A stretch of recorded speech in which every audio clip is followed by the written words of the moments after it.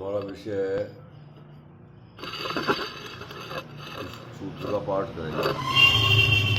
मैत्री करुणा मुदितोपेक्षाणाम सुख दुख पुण्य पुण्य विषयाणाम भावना तश्चित्त प्रसादनम।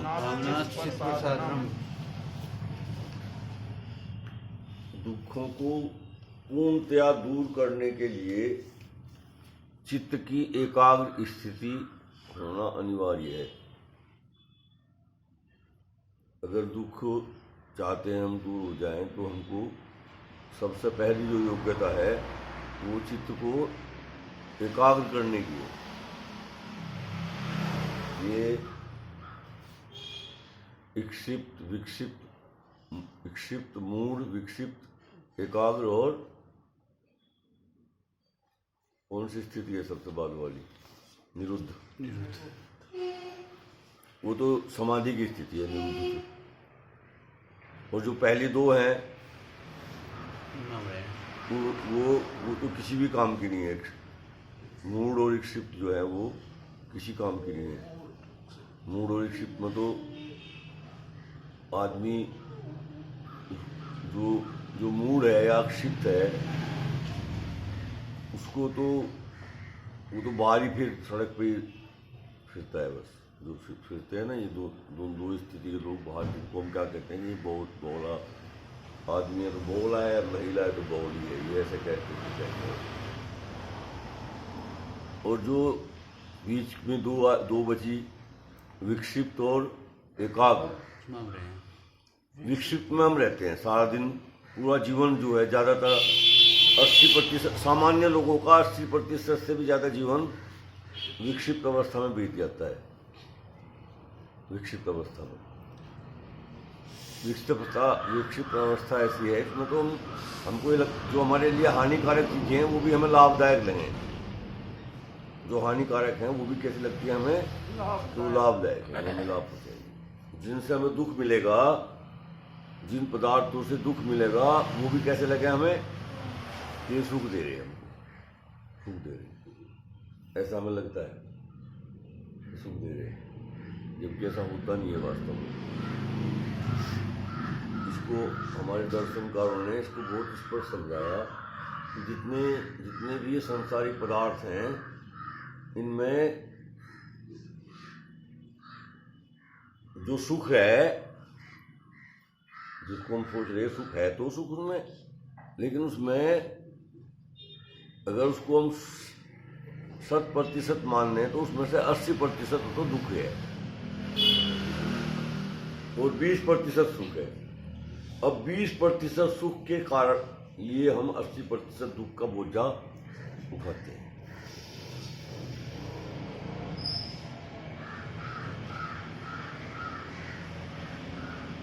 क्या है उनके नाम? जो 4 प्रकार के दुख हैं, जो 80% दुख हैं, वो 4 हैं। तो 20% अगर उनको मान लिया जाए तो कितना हो गया? 80। और 20% उनमें एक है ताप दुख। इस सारे संसार के पदार्थों में क्या है?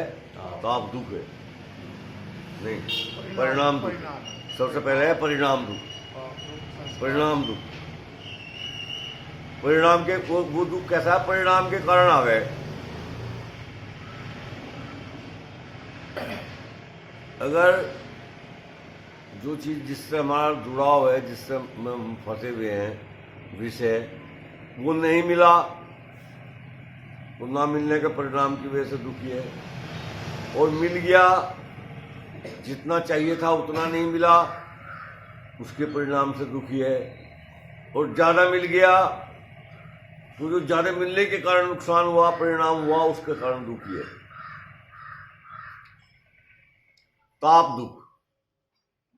ताप का मतलब गर्मी नहीं है कि टेम्परेचर बढ़ गया ज़्यादा तो दुख होगा, नहीं। ताप दुख है जो पदार्थ है उस पदार्थ के खो जाने से, कहीं कुछ नष्ट ना हो जावे, खो ना जावे, कोई मांग ना लेवे। मांग पहले खरीद लिया जैसे कैसे करके मोबाइल बढ़िया वाला, तो वहीं से दुख हो गया शुरू कि कोई मांग ना ले जावे। और मांग लेगा तो कहीं खराब ना करके ले आवे।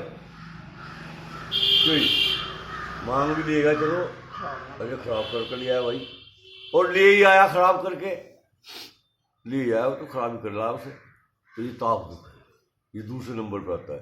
तीसरा संस्कार दुख है। संस्कार दुख है, रोजाना जहाँ जाता था वहाँ पे उसको गाड़ी से जाता था, रोज गाड़ी, अपनी ड्यूटी पे जाता था या अपने काम पे जाता था या कहीं भी जाता था, वो गाड़ी से जाता, गाड़ी का प्रयोग करने के संस्कार बन गए उसके। और उस दिन जैसे लेके चला, बाहर निकला, देखा और मेरा पंचर हो रहा, और उधर जाना भी जल्दी है, टाइम भी नहीं है पंचर लगवाने का। तो ये क्या है, पैदल पैदल जाना नहीं चाहता। ये संस्कार दुख है, संस्कार दुख है।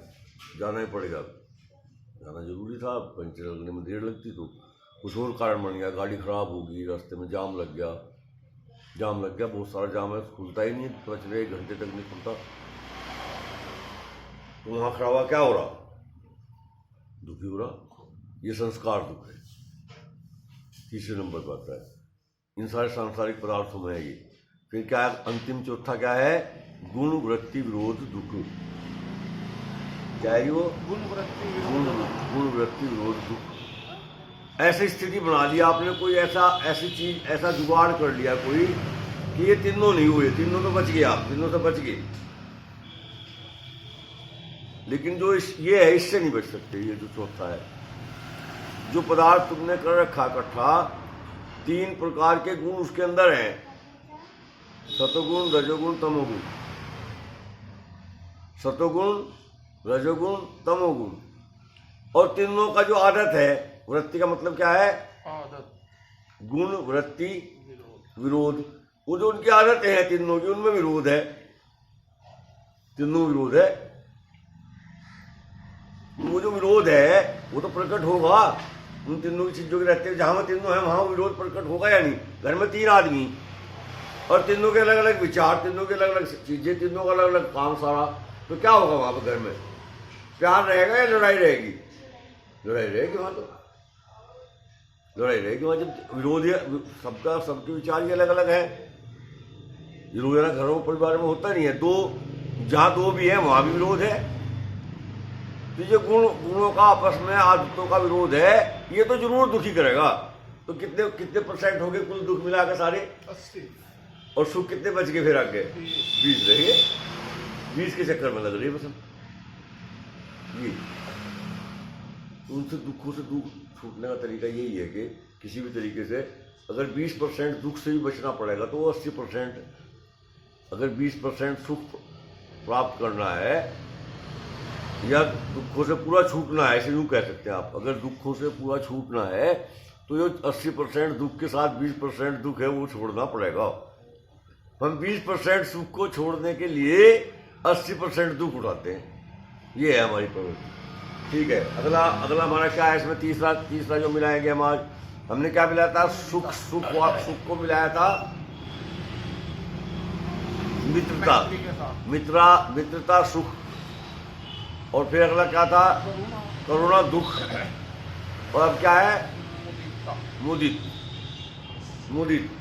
इधर तो मुदित है एक ग्रुप में, तो उधर में तीसरा क्या है? पुण्य। जो पुण्य को धारण किए हुए व्यक्ति हैं, जिन्होंने पुण्य को धारण कर रखा, जिन्होंने पुण्य को प्राप्त कर रखा, ऐसे व्यक्तियों को देख करके क्या होना है? मुदित का अर्थ होता है खुश, प्रसन्न। तो ऐसे व्यक्ति जिसने पुण्य इकट्ठा कर रखा है, उसको देख करके क्या करें? खुश हो जाएं। हम नहीं हो सकते, हम इसका उल्टा ही है। कोई आ जाए, अगर महापुरुष आ जाए, कोई विद्वान व्यक्ति, देखो जिसने पुण्य इकट्ठे कर रखे, ये तीनों में से कोई सा ना कोई सा तो होगा, वो उसमें तीनों में से 1 डिग्री जरूर होगी। जिसने पुण्य इकट्ठा कर रखा, या तो वो महापुरुष है, विद्वान है, और या सन्यासी या वानप्रस्थी, वैदिक सन्यासी या वैदिक वानप्रस्थी है। तो वो अगर हम देख ले तो हमारा क्या हो जाएगा? हमें तो सहम चढ़ जा। कि आगे तो भाई ये कुछ ना कुछ क्या करेगा, कुछ ना कुछ दुखी करेगा। ये सोचते हैं ना, और सोचते यार अच्छा ही टल जावे तो अच्छा ही है, बाहर तो बाहर टल जाए तो अच्छा ही है। लेकिन ये नहीं कहता शास्त्र, नहीं कहता शास्त्र, ये कहता है कि उसको कुछ नहीं चाहिए तुम्हारे से। जिस व्यक्ति ने पुण्य इकट्ठा कर रखा, तुम्हारे से कुछ नहीं चाहिए उसे। तुम अगर उसे चाय भी नहीं पिलाएंगे, उसे कुछ नहीं खिलाएंगे, उसे कुछ भी नहीं करने के, वो कतई नहीं करेगा आगे जाकर भाई। और जो कह रहा, जो ऐसे लोग अभी तो 99% तो ऐसे हैं जो कह रहे जाकर अगर किसी घर के चाय नहीं पिला तो सारे में गाता फिरे वो तो उसका मतलब क्या है, वो पहचान है उसकी कि पुण्य उनने कतई इकट्ठा कर रखा। जो ये कहता फिर रहा ना भाई मुझे वहां मैं गया था उनके यहाँ, मुझे चाय नहीं पूछी, मुझे खाना भी नहीं पूछा, मुझे मेरी ये नहीं खातर करी, ये नहीं करा, वो नहीं करा, अगर वो ये कह रहा ना आपके सामने तो ये समझ लो कि उसने पुण्य बिल्कुल लिए। और अगर आप कह रहे, आप कहते फिर रहे अगर, तो आपने भी कोई पुण्य इकट्ठा नहीं कर रखा, आपकी पहचान है। ये कसौटी अपने आप है, इसमें कहीं दूसरा टेस्ट देने जाने की जरूरत नहीं है, अपने आप है टेस्ट। अगर दे दिया ठीक है, नहीं दे दिया पुण्य आत्मा के लिए है ये, ठीक है। एक चीज जरूर कर दो उसे, उसमें तुम्हारा कुछ नहीं खर्च होता, एक ढेला नहीं खर्च होता बिल्कुल। उसे अगर कर दोगे तो तुम्हारा कल्याण हो जाएगा। तुम्हारा जो लक्ष्य है ना भाई, एकाग्र होने वाला काम अगला, वो तेरा आसान हो जाएगा। बस खुश हो जाओ उसे देख करके, तो खुश हो जाओ। आओ जी नमस्ते जी, अजी बस आपके चरण पड़ गए जी हमारे घर में, बस हम तो धन्य हो गए जी, बहुत महाराज आप आ गए। बस फिर भी अगर आपकी सामर्थ्य है और उस समय आवश्यकता है उसकी कुछ किसी किस्म की सहायता करने की, चाय पिलाने की, खाना खिलाने की, तो उसको अंदर जाके कुड़ रहे रोटी पोड़ी पड़ेगी मुझे सब्जी बनानी पड़ेगी, अंदर जाके उसके सामने तो हाँ जी ठीक है जी, अंदर जाके ये नहीं है, ये इसके लिए क्या होगा। अगर करनी है तो फिर तो खुशी से करनी, प्रसन्नता पूर्वक करना। अगर नहीं करना तो फिर ना करो, फिर ना करो। ये है तीसरा, बस ये रखेंगे आज पहले में क्या बताया था कि जो सुखी व्यक्ति है उनसे मित्रता कर लो, रिकैप कर रहे हैं इसको। और जो दुखी है उनकी सहायता करो, उन पर दया करो, उनकी मदद करके उनके दुखों को दूर कर दो। अपनी सामर्थ्य के अनुसार, जितना आपके पास सामर्थ्य है उस सामर्थ्य के अनुसार, उस सामर्थ्य से अधिक उसका दुख दूर करो। ये दूसरा ग्रुप है। और तीसरा ग्रुप में क्या आया आज कि जो पुण्य आत्माएं हैं, जो महापुरुष हैं, जो विद्वान व्यक्ति हैं, जो वानप्रस्थी हैं, सन्यासी हैं, उनको देख कर प्रसन्न हो जाओ, खुश हो जाओ। अगले काम बाद की बात है। सबसे पहला काम क्या है? प्रसन्नता करो, अपने मन में प्रसन्नता उत्पन्न करो, फिर अगला काम करो। उसी को उसे कहीं नहीं कुछ हो सकता है। लेकिन इसमें एक दिक्कत यह आ रही है कि आज के इस समय में पुण्य आत्माओं का मिलना बहुत कठिन कार्य होगा, बहुत कठिन है। ये जितने मिल रहे हैं ना, जो पुण्य आत्माओं के रूप में मिल रहे हैं, ये ठग है। इनसे डर लगने लग गया लोगों को, और उसका पता चले बाद में, जब वो उसने ठगी करके वो चला गया आपसे, ठगी करके एक बार। कब चला पता? बाद में। इसका हानि क्या हो रही है? इसकी हानि हो रही है कि जब अगली बार आ रहा है वो ठग नहीं है, पर लग रहा वो उस पहले जैसा ही, पर ठग नहीं है, वो पुण्य आत्मा है। तो क्या करोगे उसके साथ व्यवहार? उसके साथ उठ वाला व्यवहार करोगे। और है वो कैसी पुण्य आत्मा, तो यहाँ गड़बड़ हो जाएगी। ये परीक्षण होना चाहिए। मैंने कल ही बताया था, सत्यार्थ प्रकाश में फिर पढ़ लो। सत्यार्थ प्रकाश के तीसरे समोल्लास में पंचधा परीक्षा है, उसे पढ़ लो। पंचधा परीक्षा से आपको ये पहचान करने का, आपके पास एक ऐसी पहचान करने का उपाय आ जाएगा कि फिर तुम्हें दुनिया का कोई ठग नहीं ठग सकता। फिर दुनिया का कोई ठग नहीं ठग सकता तुमको, अगर तुमने वो पंचधा परीक्षा पढ़ ली। धन्यवाद। शांतिपाठ। ओम द्यो शांति अंतरिक्षम शांति पृथ्वी शांतिरापः शांतिरोषधयः शांति वनस्पतयः शांतिर्विश्वदेवा शांति ब्रह्म शांति सर्वगम शांति शांतिरेव शांति सामा शांतिरेधि ओम शांति शांति शांति ओम। जो बोले सो अवै सत्य सनातन वैदिक धर्म की जय हो। सत्य सनातन वैदिक धर्म की जय हो। सत्य सनातन वैदिक धर्म की जय हो। सबको सादर एक लाइन बोल तो सब्सक्राइब।